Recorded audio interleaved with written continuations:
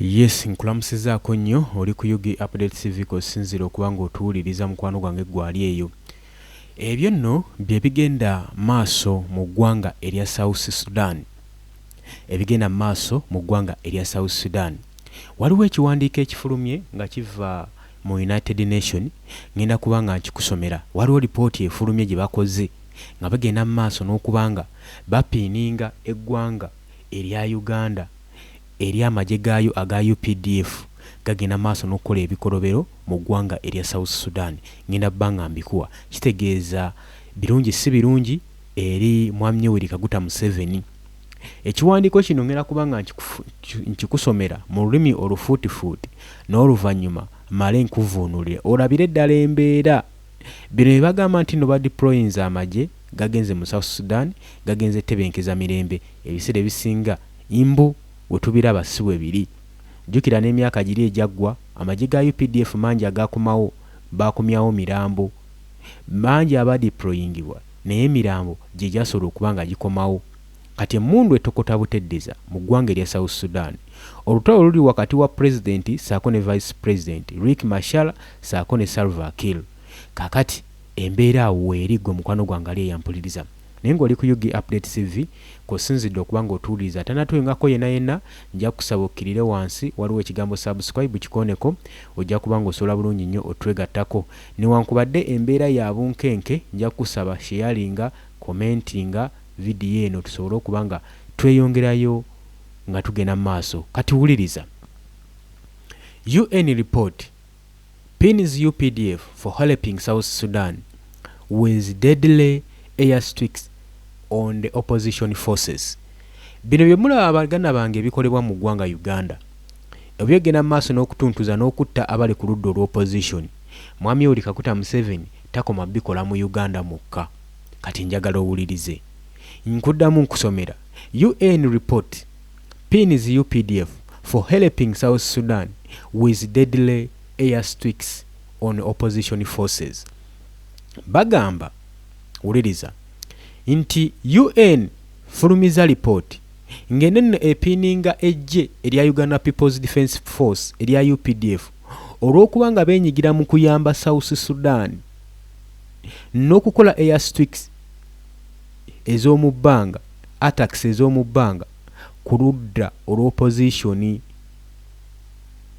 Bagenda maaso n'okutugumbula abali ku ludda oluvuganya aba opposition mu gavumenti.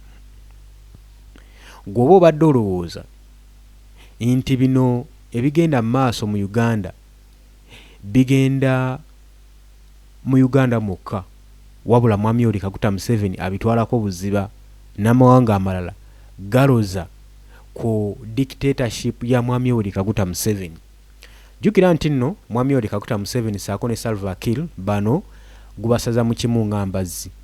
Era ekintu kyonna ekisayiribwawo eri mu South Sudan kirina okubeera nga kiri commendingiddwa Yoweri Kaguta Museveni. Ekyo njagala okitegere bulungi nakigamba dda. Nja kuba nga nkutwalayo ku bwino oyo yenna osobole okuba nga omutegeera. Kati njagala owulirize. UN inquiry says Uganda helped South Sudan carrying out airstrikes that killed and badly burned civilians in opposition area. Nti Uganda baginenya olw'okuyamba ku South Sudan olw'okusitula carriers eby'omu bbanga ebyokulwanyisa eby'omu bbanga ne bagenda maaso n'okuba nga batta n'okwokya ba civilian abantu aba bulijjo abali ku opposition area abali mu areas ezivuganya gavumenti eya Sudaani. Ebyo si byange era si bya mukutu guno era togezaako n'obisiba ku mukutu guno. Naye nga nagambye oli ku Yugi Update TV kosinzidde banga otuwuliriza njagala owulirize. Joint aerial bombardments by South Sudan and Uganda targeted civilians populated areas predominantly affecting Nuer communities in opposition affected area, said a report by the UN Commission. Inti report eno okuva mu UN egamba nti waliwo ebibwatusibwa ebyabwatusibwa ne South Sudan saako n'eggwanga erya Uganda. Ng'era tageti ya bino ebyabwatuka byali bitagetinze populated areas ezaalimu ba civilian abali mu area ez'oludda oluvuganya, era bano bagenda maaso n'okuba nga batugumbulwa nga balangirwa ki, balangibwa olw'okuba nti bali ku ludda oluvuganya gavumenti ya Salva Kiir, ate nga bano kibasaza mu kimu ne Mwami Yoweri Kaguta Museveni. Kitegeeza olutalo olugenda mu maaso tugambe nti luli funded ne Yoweri Kaguta Museveni. Jjukira lwaki Mwami Yoweri Kaguta Museveni nkugamba asalawo nnyo ku kigenda maaso mu South Sudan, nti omu ku opposition okuva mu ggwanga erya Kenya yawuba olw'ekigere mu ggwanga erya Sudan ng'agenze kukyalirako ku Riek Machar, vice president w'eggwanga lino eyali asibiddwa. Ono yali asibiddwa ku home arrest ng'emirimu gye gyonna agikakalabiza mu office, wabula we yatuukayo okgenda omulabako baamugamba oba oyagala okgenda omulaba sooka oyolekere mu Uganda osinkane Mwami Yoweri Kaguta Museveni, n'oluvannyuma awo n'aba akuwadde omwaganya onojja n'olaba munywanyi wo nfanfe gw'obadde oyagala okulaba. Kati wano ng'ekiwandiiko kiraga nti nno Ugandan troops are deployed in South Sudan to help the government of President Salva Kiir against forces loyal to opposition figures Riek Machar. Nga bagamba nti ebyokulwanyisa by'eggwanga ebya Uganda n'amagye gaayibwa mu ggwanga erya South Sudan gayambeko gavumenti ya Salva Kiir basobole okuba nga balwanyisa loyal opposition figures eza Riek Machar eza vice president who was suspended as a vice president in September after he faced criminal charges.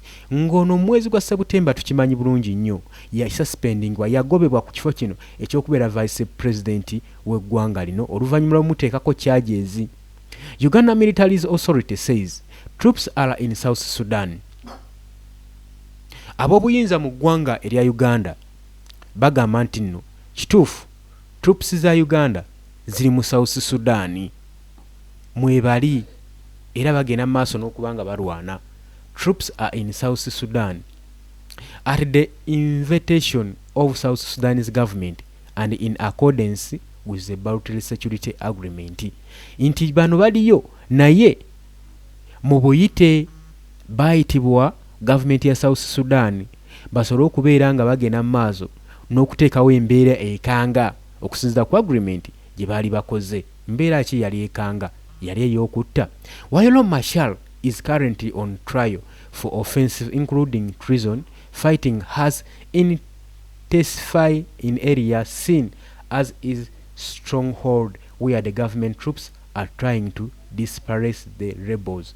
Nga kigambibwa nti no bino byonna nga bigenda mu maaso naye ate ye vice president Riek Machar agenda mu maaso n'okuba nga ali mu trials ng'awera ennemba n'emisango omuli ogw'okulya mu nsi ye oluko gwa treason saako n'okulwanyisa abali mu bitundu ebigambibwa nti nno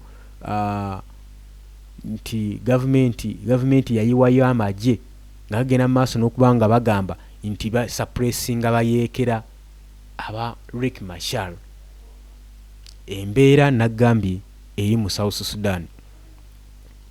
Oli ku UG Update TV kosinzidde okuba nga otuwuliriza naye lipooti evaayo si nnungi. Batuuse okupiininga eggwanga erya Uganda ejje erya UPDF, kitegeeza wabeerawo ensonga, njagala owulirize. Uganda forces entered South Sudan in March 2025 with military hardware including tanks and armed vehicles that happen strongly affect a militant overwhelm military aggression near the Ethiopian border. Inti mu mwaka gwa 2025 amagye g'eggwanga Uganda gayingiza ne force ey'amaanyi nnyo mu ggwanga erya South Sudan mwe muli ebyokulwanyisa eby'amaanyi, mwalimu tanka, mwalimu armored cars, vehicles.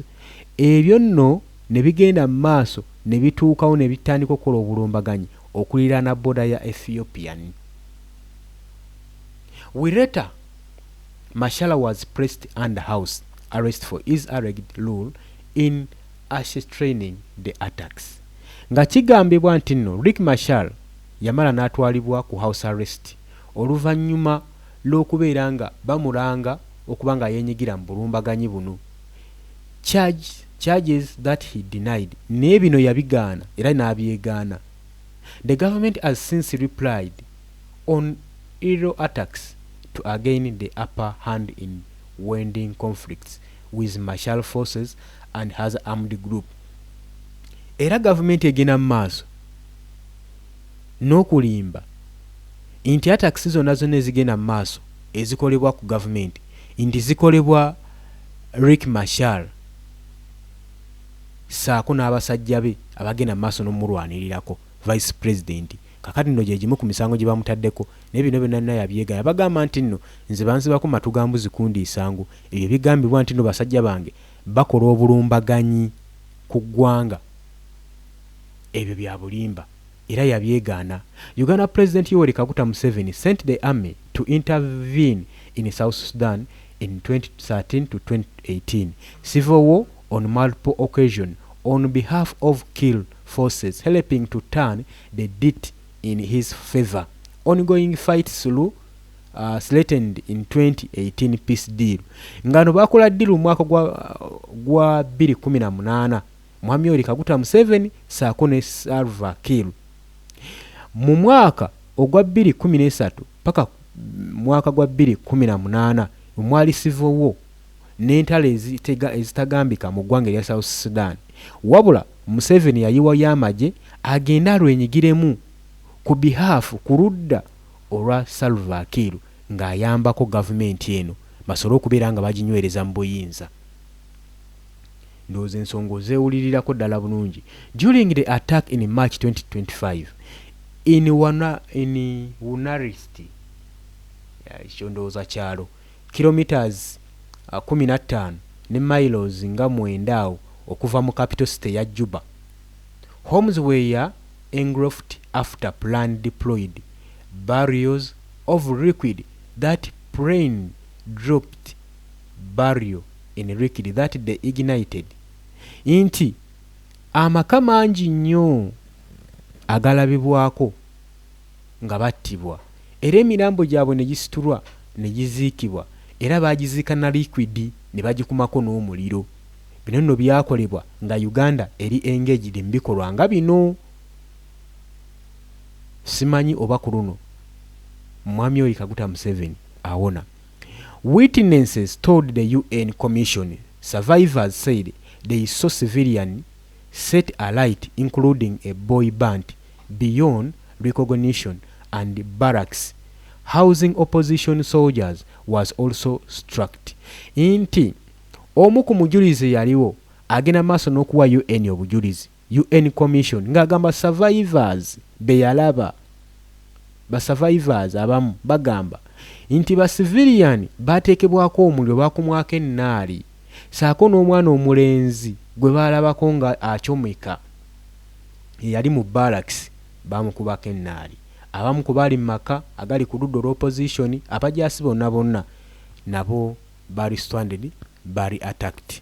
Mu mbeera eyo ne kibanga Uganda bagipininga ku misango egigenda maaso mu ggwanga erya South Sudan. Oli ku Yugi Update Civic osinzira okubanga otuwuliriza. Nagambye birungi si birungi mu ggwanga erya South Sudan. Naye bino bitwaliramu ne gavumenti y'eggwanga Uganda n'eggye ekkulu eritwandige nti nno likuuma Uganda erya Uganda People's Defence Force. So embeera bwetyo weeri. A day after the attack, General Muhoozi Kainerugaba, Museveni's son, who also served as the top military commander, posted on Uganda on Twitter ng'agamba Muhoozi Kainerugaba ebyo naye byaliwo yagenda maaso n'okupostinga ku mukutu gwa Twitter ng'agamba our air offenses will not stop until Riek Machar makes peace with my uncle. Inti olutalo olugenda maaso mu Sudan telujja komekerezebwa okujjako nga Riek Machar agenze maaso nokola emirembe ne uncle we afande Riek Salva Kiir. He wrote while Kiir is not actually Kainerugaba's uncle. The term shows the closeness of the two government nti kino nno kikulaga